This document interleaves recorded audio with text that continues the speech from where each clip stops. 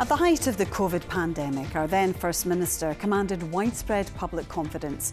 She won particular plaudits for her clear and confident communication style. But in recent weeks, Nicola Sturgeon has been pilloried for failing to retain the WhatsApp messages she sent. Today, over several hours of evidence to the UK COVID inquiry, Nicola Sturgeon denied ever using the chat app to make big decisions. And under questioning from Jamie Dawson KC, she became emotional when recalling the scale of the crisis she had to manage. Here's a flavour of the proceedings. Did you consider yourself, against that background and your considerable ministerial experience, to be precisely the right First Minister for the job? No, that's not how I would have thought of it at all. I was the First Minister when the pandemic struck. There's a large part of me wishes that I hadn't been, but I was, and I wanted to be the best First Minister I could be during that period. It's for others to judge the extent to which I succeeded. The idea that in those horrendous days, weeks, I was thinking of a political opportunity, I find, well, it wasn't true. You knew at the time when you made the statement announcing the Scottish COVID inquiry that material which you had used to exchange messages, informal communications, would assist in the very important aims of the inquiry, scrutinising the decisions that you took. Yes. And you knew at that point that those messages had been destroyed? I knew, yes, that I had operated in line with a policy that I had operated in line with, and advice that I had had from the outset of my time as a minister to ensure that conversations with others in government with any impact or relationship to government business shouldn't be kept on a phone that could be lost or stolen, but properly recorded. You obviously didn't have those on your own devices because you deleted them, hadn't you? I didn't retain them in line with the procedure I've already talked about. Are you creating a distinction between deletion and retaining? No. You had deleted them, had you not? I think deletion, I think, forgive me, I think sounds as if it was a sort of, not bothering to check whether any information was being retained. I was very thorough, and not just in the pandemic, but in all my work in government, to ensure that things were appropriately recorded, but in line with the advice I'd always been given since my first day in government probably was not to retain conversations like that on a phone that could be lost or stolen and therefore not secure. But did you delete them?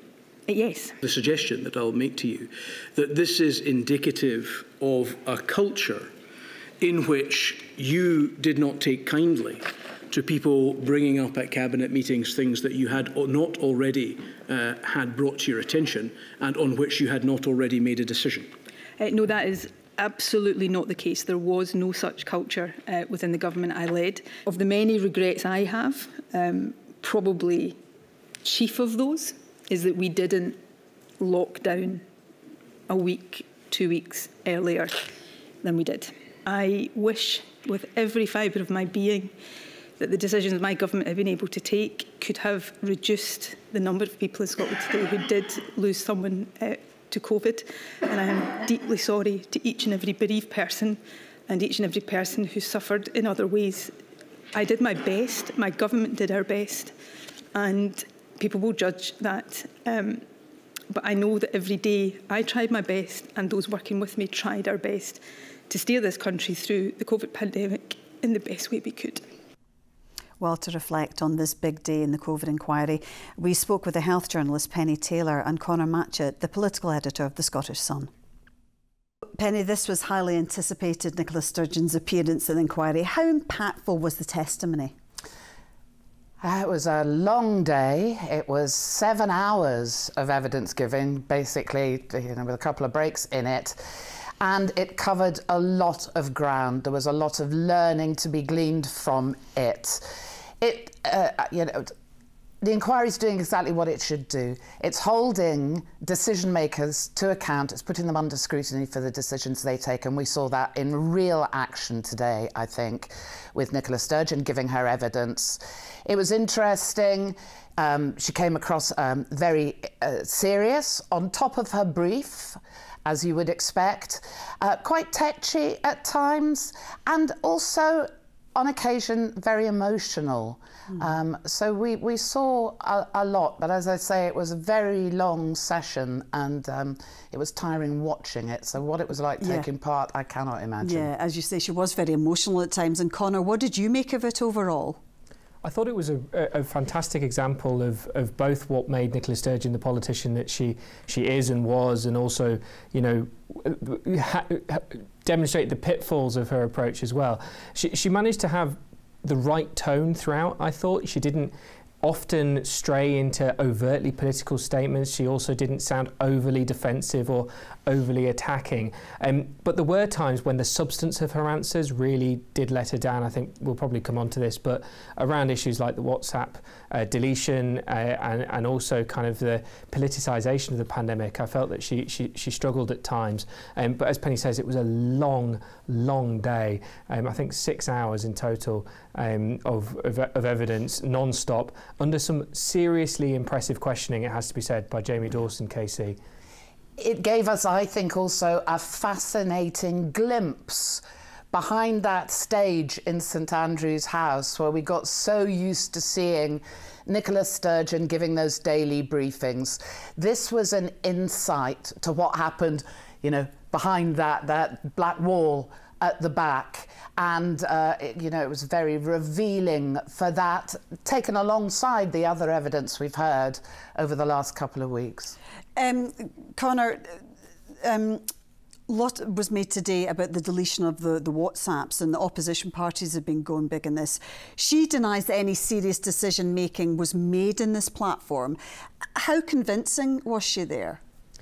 I think the problem with that defence is that the existence of the WhatsApps that we do have demonstrates that significant policy options, at the very least, if not decisions, were being discussed on these informal messaging apps. There were some messages between her and her former Chief of Staff, Liz Lloyd, talking about tears, I believe it was. And I think that the truth of the matter is that you have to kind of decouple the Nicola Sturgeon that we know from the Nicola Sturgeon that suggested that she didn't think that these WhatsApps were relevant to the inquiry. She even said herself that she always assumed there would be a public inquiry about COVID-19. You would assume that she knew that from the early days of lockdown, if not shortly beforehand. And yet her excuse on this is that, oh, well, I was only just following guidance. I don't think that is enough. Yeah, and Pennie, she also said there would be nothing in these communications that was not available through the record of the Scottish Government, or indeed the very detailed public statements that were being made every day. How are we meant to know that? How are we meant to know that? I mean, this is going to go down, isn't it, alongside Marilyn Monroe and Princess Diana, as one of those great questions that are just going to hang there. You know, unless somebody finds a way of getting messages out of old phones, those questions are going to hang. I thought it was a really interesting exchange between her and the QC about that, where the QC said, you know, asked her, did she delete the messages? And she said, well, I followed protocol. And he said, did you delete the messages? And she said, yes. Yeah. Once again, there were lots of the COVID bereaved were there. They've been attending every day, haven't they? And today's testimony from Nicola Sturgeon left members of the Scottish COVID bereaved group angry and still looking for answers. We're still no clearer on the nature, the provision of clinical advice to Ms Sturgeon as the former First Minister and her Cabinet. Today we get lots of words and no real answers.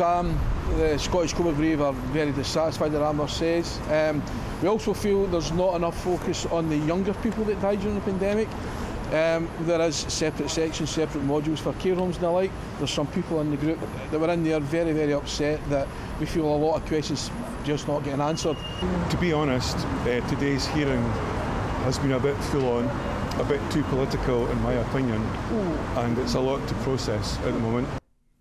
Pennie, do you think their anger is justified? Oh yeah, absolutely. I think everything they're feeling is absolutely justified. And actually, interestingly, when Lady Hallett closed this evidence session today, she referenced the distress that some people were feeling in the gallery and referring them on to support that they might get. This is going to be profound to hear for people who lost loved ones during the periods of COVID that we were talking about there, who perhaps couldn't even go to see them in their final hours. So yeah, it is justified, and they're watching it very closely. And they're represented by a lawyer that is going to be keeping a very keen eye on anything. Yeah, and Conor, it's clear they feel very let down.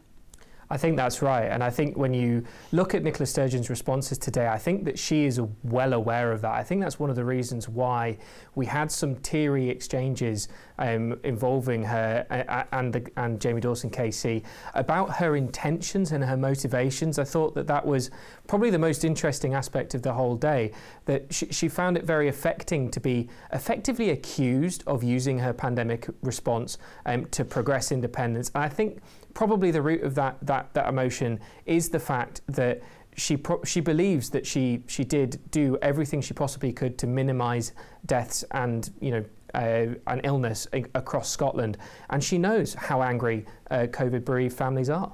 She did rebuff any accusations of playing politics during the pandemic. She was very clear about that. Very strongly on that, but it is a subject that's been appearing in various evidence sessions up until this point, and it's clearly a line of inquiry for Lady Hallett.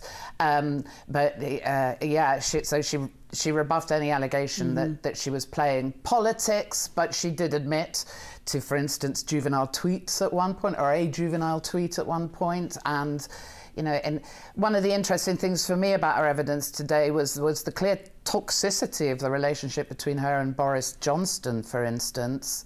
Yeah. And the inquiry is bound to consider whether that had an impact on the response, and time was given over to discussion of that. And Conor, she did also say that she regretted not locking down a week or two earlier, but could she have done that? I don't think so. It was interesting to hear the evidence from the former First Minister on that, because it's been a line from SNP politicians for the last few years that they were pushing very hard to lock down earlier.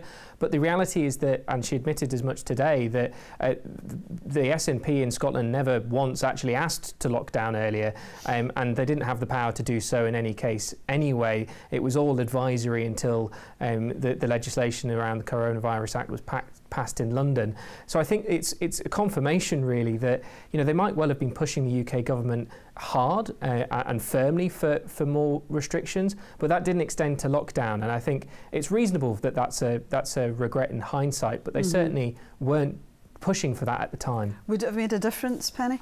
Well, I mean, one of the things I was really conscious of during this testimony today was what it must have been like to be in Nicola Sturgeon's shoes when this was kicking off, when they didn't know what was going to happen. At first there was a bit of a lull, I think a delay, until they realised this was really serious and potentially getting out of hand. That must have been a terrifying time. And it lasted for quite some time where, nobody knew what was going to happen if you did this or if you did this. And this will be the testimony that upsets some of the family members as well. Balancing the risks to people of being in hospital against being in a care home, trying to make those kinds of decisions. Fascinating insight to trying to lead through that. Conor, was there a sense that she was defending her legacy today? I think so. I think if you look at how Nicola Sturgeon's legacy is judged, there's several kind of areas that you can look at. You can look at education, which is what she always said that she wanted to be judged on, particularly poverty and anti-poverty measures such as the Scottish Child Payment.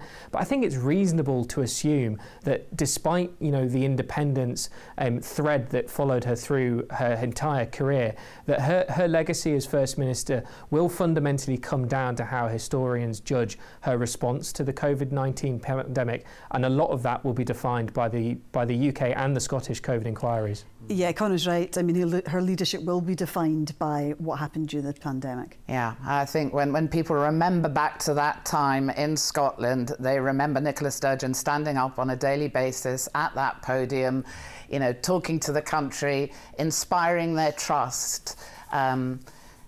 See whether that was well placed. Yeah, OK. We've got another day of evidence tomorrow, and then the UK COVID inquiry goes back down south. But thank you both very much indeed for joining us this evening. Thank you.